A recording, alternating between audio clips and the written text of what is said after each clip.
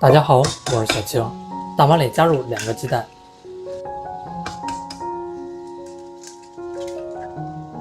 ，15克白糖，先来搅拌均匀。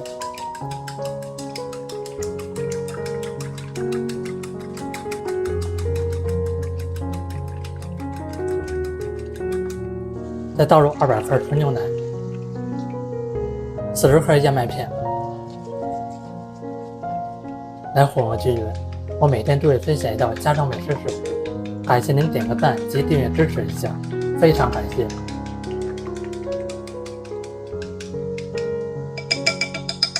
准备一个硅胶模具，喷上一层食用油防粘，再倒入食材，底部整理一下，放入烤箱里面，180度烤30分鐘。現在已經烤好了，脫模也是很方便，一點也不會粘。這麼一道牛奶燕麥蛋撻就做好了，表面摸起來脆脆的，再切成小塊，吃起來也方便。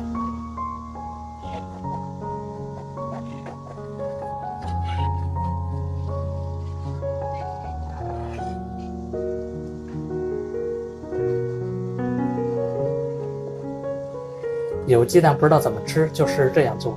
裡面用到的材料簡單，校正方面簡單不繁瑣，吃起來的口感軟嫩軟嫩的，營養豐富又好吃。喜歡吃就趕快收藏起來試試吧。感謝您的訂閱支持，我們下期食譜再見。